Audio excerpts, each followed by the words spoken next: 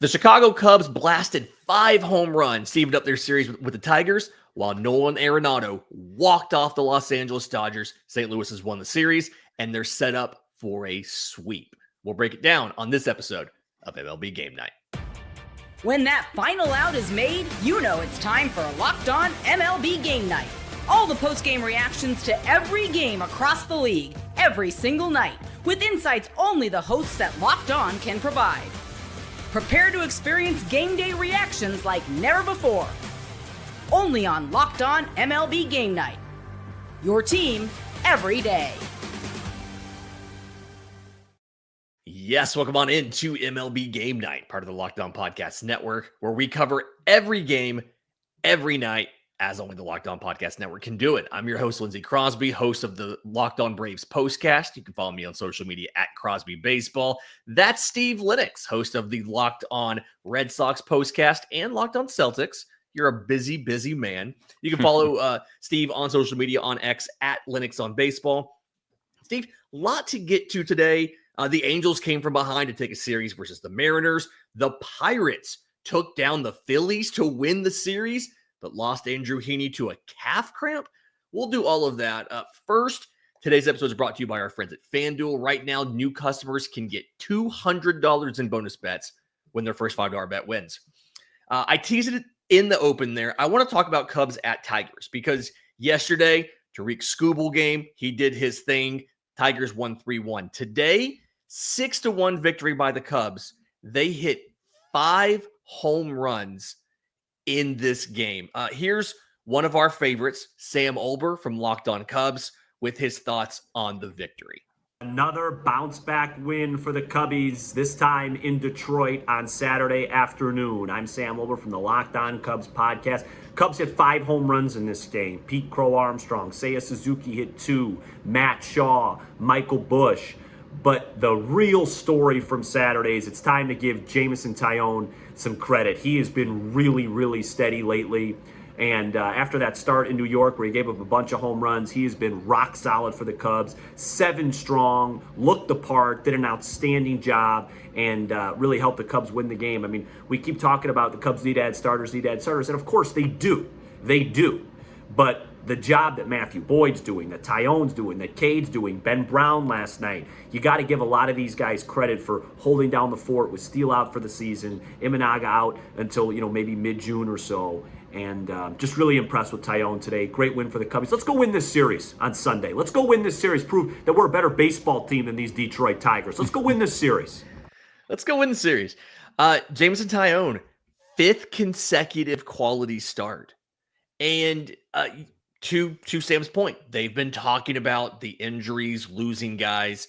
If Taillon can keep doing this, do they have to be as aggressive at the deadline for a starter like we thought they were going to have to be? I do think they should be. Yeah, probably. Yeah, because, insurance or whatever it might be. Do they have to go out and get an ace? Maybe not. And overpay perhaps in the market. But if they can get a legit, second or third, I always look at the Blue Jays. But the Blue Jays right now, they're not selling anything. With Bassett and Gosman as possibilities, I think one of those could fit in. But as long as the Blue Jays are chasing the Yankees in the AL East, they're not sellers.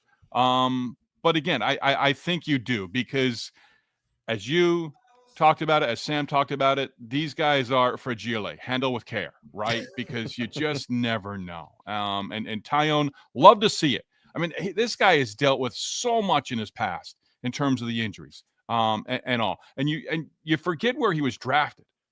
When he was drafted with Harper and Machado, he was right there. So I love it. I love that he's having success. I love that the fact that this series is 1-1 going into Sunday. And like Sam said, go win the series. It's lived up to his billing so far this weekend.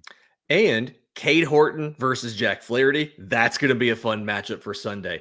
On the note of starters and handle them with care, Matthew Boyd last season, through 21 innings in the minors, 39 in the majors, he has already looking at this, he has already exceeded that workload this year in Chicago in just 12 starts. So to your point, it's only early June and he's already exceeded last year's workload. How much longer can he go before you need to limit his innings somehow? So to your point. Okay, Dodgers at Cardinals. We've got both sides of this one. I'm really excited about this. This was back and forth, especially late. Here's game night host JD of Locked On Cardinals with his thoughts on how they managed to get over the hump and win this one late. Walk-off winners are fun, especially when you do it against a really good team like the Los Angeles Dodgers. Hey, it's Shady from Locked On Cardinals. And for the second time this week, the Cardinals are able to walk things off at Busch Stadium, this time taking down the Dodgers by a score of 2-1. Pitchers duel throughout the game. Eric Fetty and Yoshinobu Yamamoto were both excellent. Not until the bullpens got involved did anybody score. 8th inning, it was some of the most non-conventional scoring you've seen, too. The Cardinals scored on an infield single by Alec Burleson where the ball ricocheted off the pitcher. He throws to first. Meanwhile, the runner on second, Mason Wynn, comes all the way around, ends up scoring on the play. Then in the top of the ninth, Shohei Ohtani gets on board after his weak ground ball up the middle hits the second base bag. Mookie Betts follows with a single. And then on a strikeout of Freddie Freeman, the ball gets away from catcher Pedro Pages, and the tying run scores. Nolan Gorman, though, leads off the bottom of the ninth inning to save the day with a double to right. Pedro Pages bunts him over to third base after they pinch ran with Jose Barrero, bunts the runner over to third base on a 1-2 count. Very ballsy. Ooh. But there was an errant throw, so Pages is safe at first base. First and third, nobody out. Pinch hitter Nolan Arenado comes on, hits a deep fly to left field to walk it off. You got pitching, small ball, base running, timely hitting. It was a gorgeous win for the Cardinals, who now have a chance to sweep the Los Angeles Dodgers on Sunday. For the latest updates and info, be sure to keep it Locked On Cardinals. It was a little longer than usual, but that was one of the more thorough reviews we've had. I don't have a lot to throw in on addition on the Cardinals side of this. That was really thorough by JD. Just popped into my head that Whitey Herzog has taken over as manager for Oli Marmol of the Cardinals, playing small ball. It does having work. a catcher bunt yes, on a 1-2 count. Yeah, love it. Yeah. Flip side of this has to be frustrating for the Dodgers to go in there. You hang a blown save on Ryan Helsley, and then you can't hold it yourself. Here's our friends from Locked On Dodgers about what happened and their thoughts going forward now that they've already lost the series. It turns out that you need to score runs to win games, and the Dodgers offense is not doing that right now. This is Vince from Locked On Dodgers, and it was another frustrating game in St. Louis. The Dodgers got a lot of base runners on, but they left them all on. It was 0 for 12 with runners in scoring position, 12 runners left on base. The only reason they even scored a run was because Shohei Ohtani scored on a strikeout pitch that got away from the catcher. Not great. The good thing is that Yoshinobu Yamamoto looked really good. 6 innings, 9 strikeouts, getting back on the horse after a struggling performance in his last outing. The bullpen did well enough. Ben Casperia struggled a little bit, and a little bit of bad luck and a little bit of bad defense on his own part. Ultimately, this is on the offense. If you can't, everybody, there was a lot of guys that came up to bat, runners in scoring position, and didn't get the job done. And that's not going to be the way the Dodgers can win games. So we'll talk about it. Locked On Dodgers, where we get podcasting on YouTube. Steve, can I toot your horn for a second? Sure. In our game notes in here that you did in our rundown, you have both for today and the series exactly how futile the Dodgers have been with runners in scoring position and how many they've left on base. You want to share that with everybody? 0 for 12 on Saturday, 12 left on base, 1 for 25 with runners in scoring position in the series, and 21 left on base. That's not getting it done. 1 for 25 from the Dodgers. Yeah, just the Dodgers. There's only 27 outs in they have almost an entire game's worth of not getting it done with runners in scoring position in a 2-game series. They've played 2 games so far. It blows my mind that that's where we are. Mookie Betts has 6 hits in the series. They've scored 1 run. They're in a collective funk, and they don't really go through them that often. But they had to come from behind in both victories earlier in the week against the Mets, and they were very fortunate to split that series. Now you're down 2-0 on the road, and you're a game under 500 for LA away from home. And Clayton Kershaw is supposed to start on Sunday. They're calling up Michael McGreevy on the Cardinals side to make the start.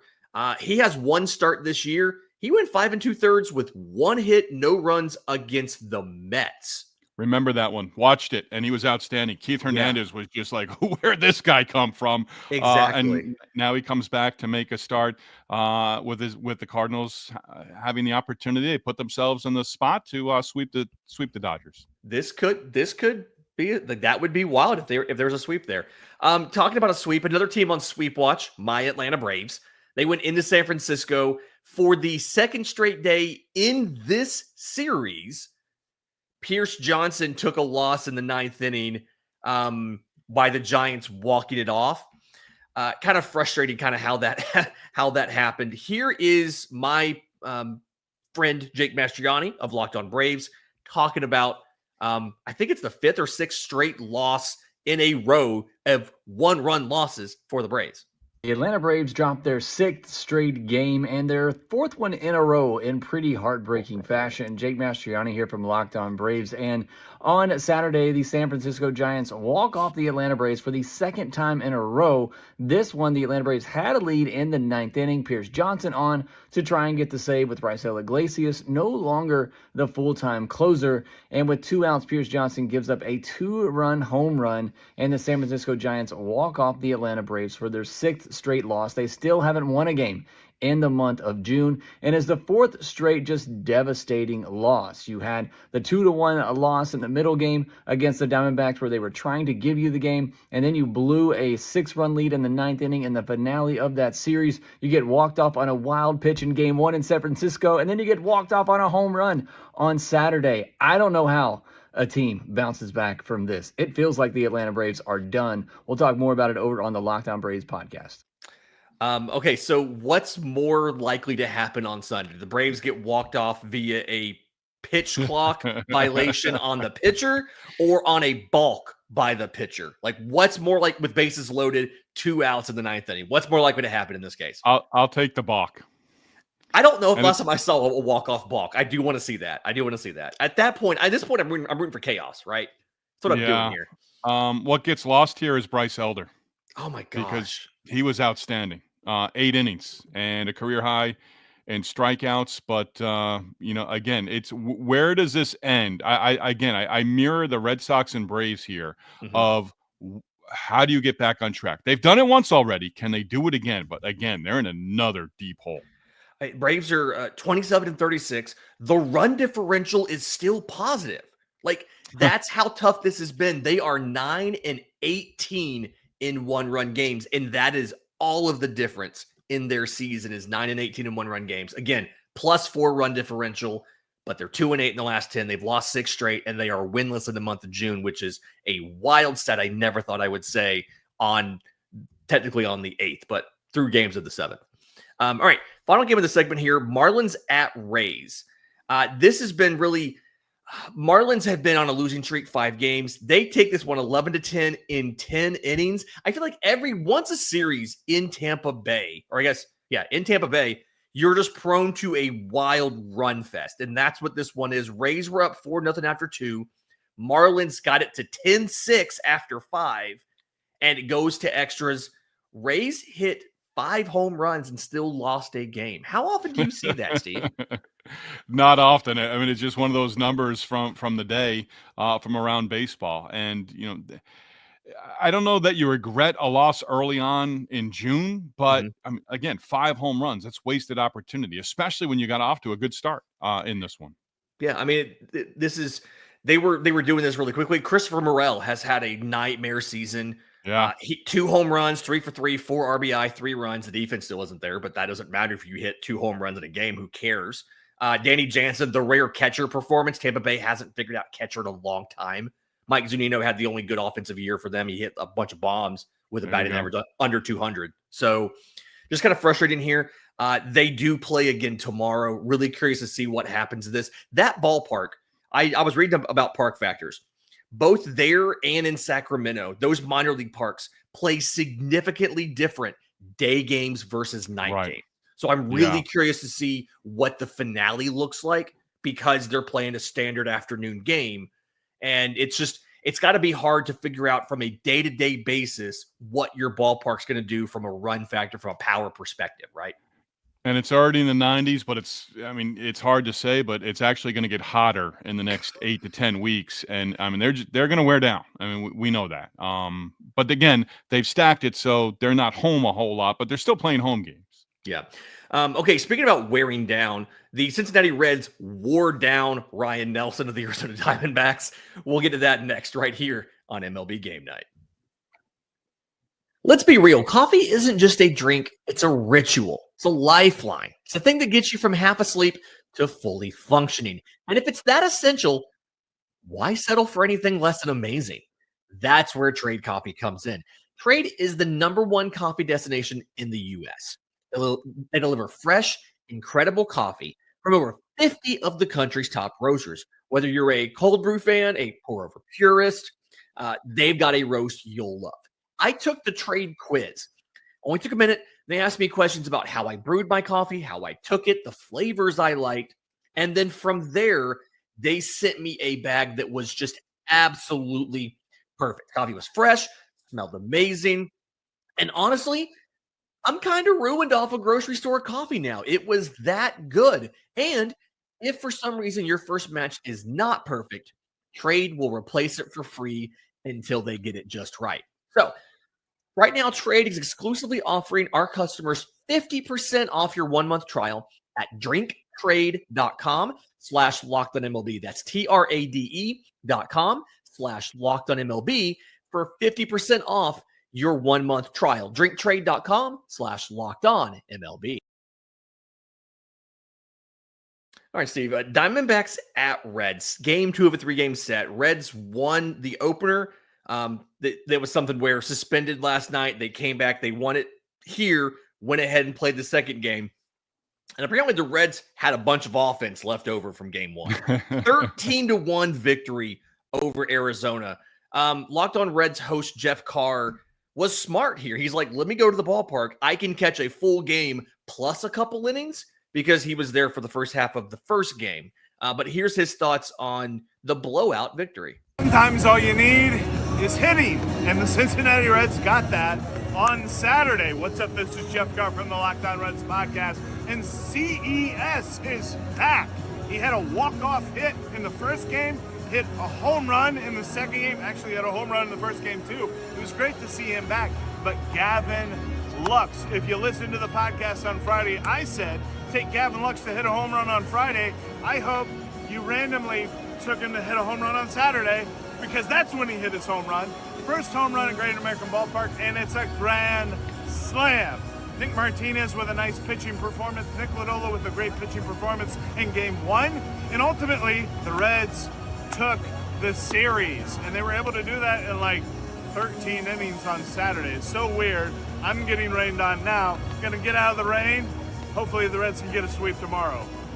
I feel like anytime somebody does a short from the ballpark, the energy's a little bit higher, and some of that's just trying to shout over the music, because the music's always blaring when they do these.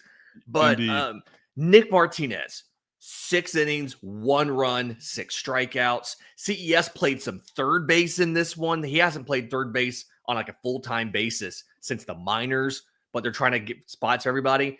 Everything's kind of going right for the Reds. Does Zach Gallen versus Brady Singer, can the Reds keep the momentum going against a guy who just got a get-right start against the Braves last week? Yeah, Singer, he's the one guy I'm steadfast in. Brady Singer can be out in the 3rd inning with 87 pitches, or he can give you exactly what Nick Martinez gave you on Saturday, and maybe even go 7 in the finale.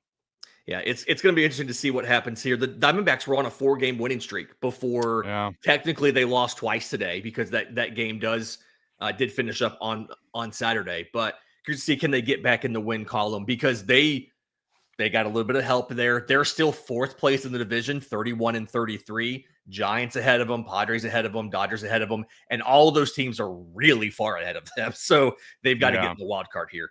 Okay, Astros at Guardians. Another game that went to extras, 5-3 win for the Astros in 10.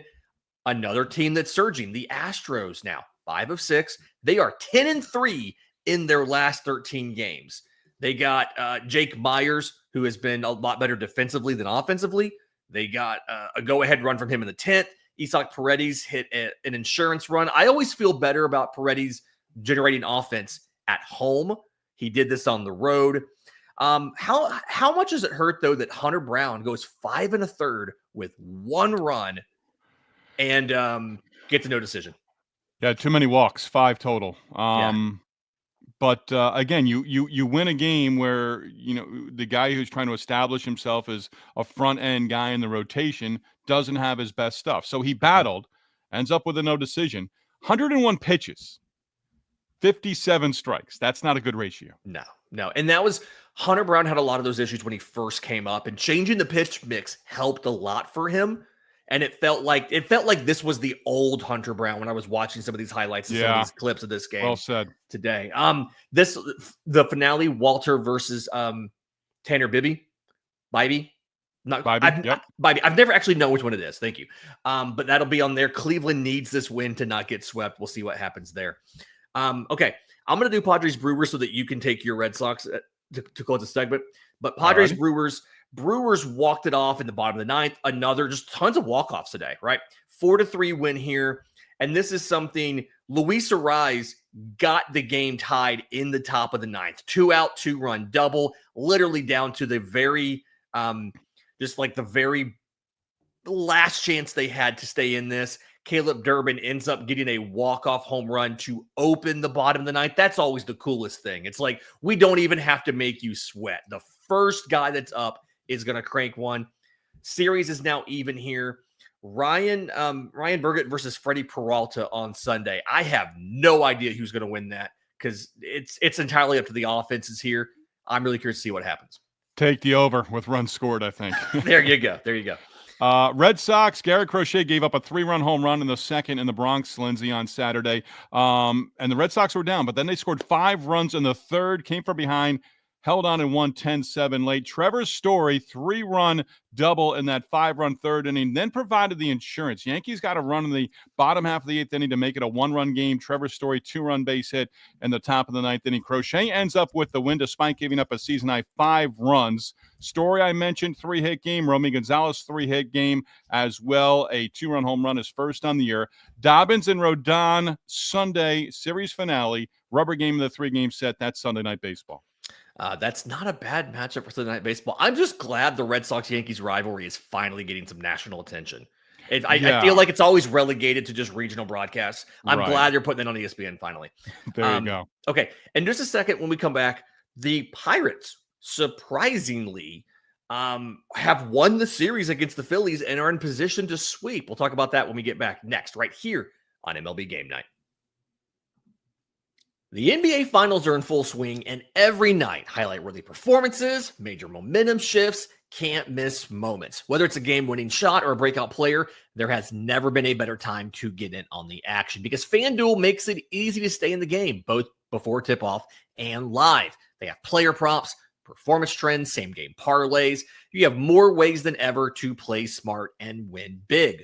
So, if you're new to FanDuel, it is the perfect time to sign up. Head to FanDuel.com, place your first $5 bet. If it wins, you'll get $200 in bonus bets. Make every moment more with FanDuel, official sports betting partner of the NBA. Steve, I feel like one of the running bits that you and I have is we enjoy getting to hear from gregarious Gary versus the sad and depressed Gary. Here is Locked on Pirates host Gary talking about the 2-1 victory to give the Pirates a series win over the Phillies. Pittsburgh Pirates take game 2 of the series against the Philadelphia Phillies. The cross-state rivalry is going well this time around.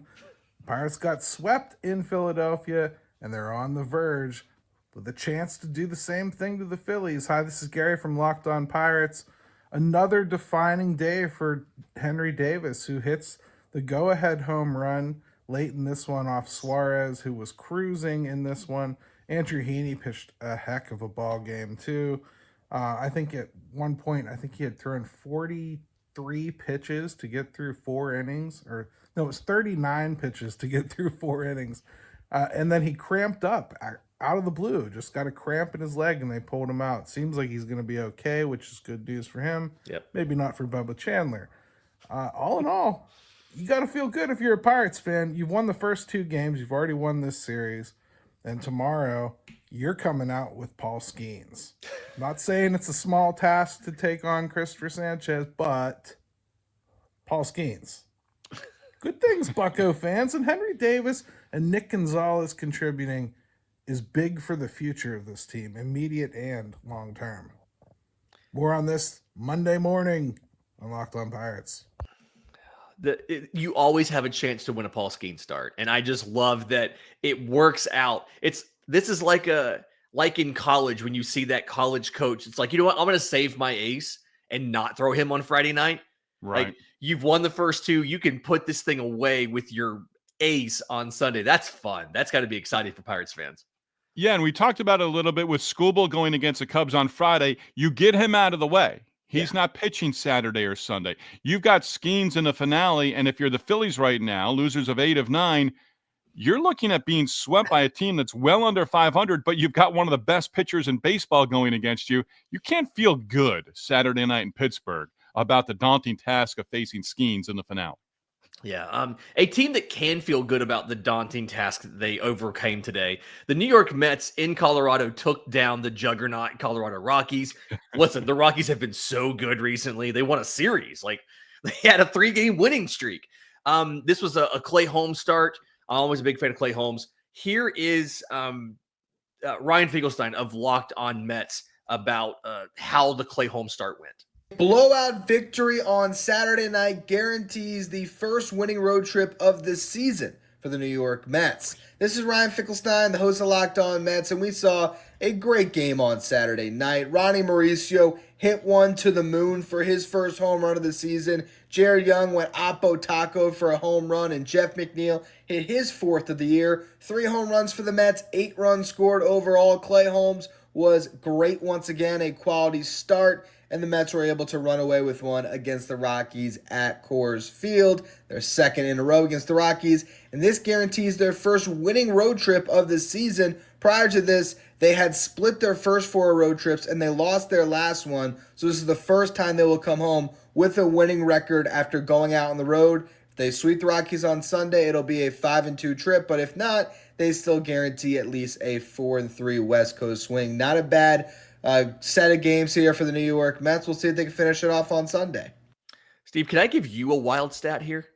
Give it. Let's go. The New York Mets are 24-7 in Citi Field. They are 17-17 on the road. And that's what you want. You want to play well above 500 at home. And for years at Citi Field, they were below 500. Yeah, they were below 500 overall in general. Yeah, and as Ryan said, you have a chance. You've got a winning road trip. Yeah. This could be a great road trip if you pick up the victory on Sunday. But 500 on the road, or a little over 500, that's a top-tier division leader in terms of your record. And that's exactly where they're at right now. The Dodgers are looking up at both the Mets and the Cubs, so the best record in the National League right now as we approach mid-June. Which nobody had to have that on their cards. Yeah. There's nobody had that on their big game cards. Sunday is Tyler Meagle versus Chase Dollander. So Colorado's best pitching prospect versus a really underrated member of this rotation. Another great note from you in here. 4 starting pitchers for the Mets with ERAs under 3. That pitching lab, Steve Cohen, that paid for work, it's paying dividends here. Yeah, I got that one from Gary Cohen on SNY. It's the first time the Mets have had 4 starting pitchers with below 3 ERAs at this point in the season since 1985. Wow. What a stat. There you go. This broadcast had the best stats. Shout out Francisco Lindor. Fractured toe, 3 hits, stole 2 bases. Not many dudes are stealing bases on a broken toe. Okay, Mariners at Angels, game 2 of a 3-game series. Angels came back to get an 8-6 victory. We are going to hear from every single host of MLB Game Night because we got JD earlier. Here is John from Locked On Angels about how they came back to beat Luis Castillo. That was a redemption game for Joe Adell. What's going on, everybody? John Frisch, one half of Locked On Angels. After Joe Adell didn't catch Cal Raleigh's 3-run home run in the first inning on a ball he should have easily caught. He makes up for it with a 2-homer night and an RBI double to add 3 RBIs of his own, and just had a great approach at the plate. But here's the thing about Jo Adell. Maybe you don't move the guy who had an out above average and 6 defensive runs saved in right field last year after, years of talking about how horrible his defense was. He becomes one of the best right fielders in the league last year, a Gold Glove finalist, and they move him to center field so that Mike Trout can play right field, but Mike Trout's DHing because he can't stay on the field. So there's not a lot of foresight with this Angels club, but they do get the win 8-6 over the Seattle Mariners. Always feels good to be Seattle, LOL. They have a chance to get the sweep on Sunday. George Kirby versus Tyler Anderson. Nobody said it'd be easy, but they do have a chance. Challenge here for you, Steve. We have about 3 minutes. We have 4 games left. I'll take Blue Jays Twins. We'll go back and forth. Let's get through this real quick. Jays came from behind. Second straight time they've done this. They beat the Twins 5-4. George Springer 2-run home run in the 8th. That's his second homer of the series. Vlad Guerrero Jr. pushed the lead from 4-3 to 5-3 with an RBI single in the 9th.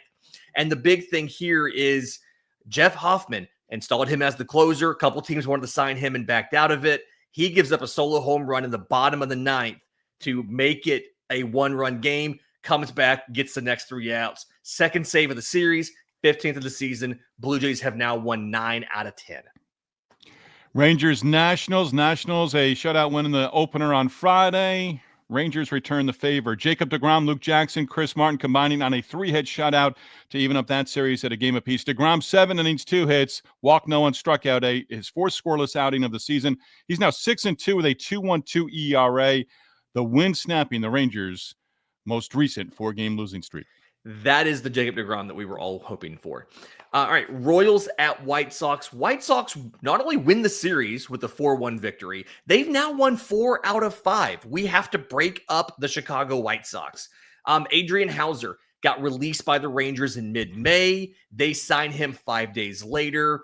He's now 2-1. He goes 6 innings, 1 run, 1 walk, 6 strikeouts. Only damage to him. Vinny Pasquantino hits a homer. That's all of it. The finale, Michael Lorenzen versus Mike Vasile. Really curious to see, can they get a sweep? Wrap up Orioles and Athletics in West Sacramento. Always feel like we have to mention that. Orioles back in the win column. Win game 2, 7-4. They've now won 7 of 8. Their 6-game winning streak coming to an end in the opener on Friday. The A's 2-game win streak coming to an end. And Athletics, all 4 runs in the first inning. Laureano, 2-run home run in the 4th. His 7th. Colton Cowser home run off Luis Severino in the 6th. That put the Orioles up 5-4. Gunnar Henderson, 3 hits and a stolen base. 6 relievers for Baltimore combining for 6 2/3 scoreless. Felix Bautista, scoreless 9th inning. He picks up to save his 12th on the year. I'm wondering, and they still got a long way to go to get to 500. I'm wondering if he keeps putting numbers up the way he is, if he's going to be on the market come July. Yeah, I mean, Laureano's back. The offense feels like it's a little bit better. This could be the start of a run for the Orioles. I do get concerned when you have to use 6 relievers in one game to cover 6 innings because you have to play again tomorrow. It's Sugano versus Lopez on Sunday. All right, that'll do it for MLB Game Night. Do us a favor. Don't forget to like the video, share with all of your friends, subscribe to the channel. We hope you'll come back to visit us next time because MLB Game Night is every game, every night. For Steve Lenox, I'm Lindsay Crosby. This has been MLB Game Night.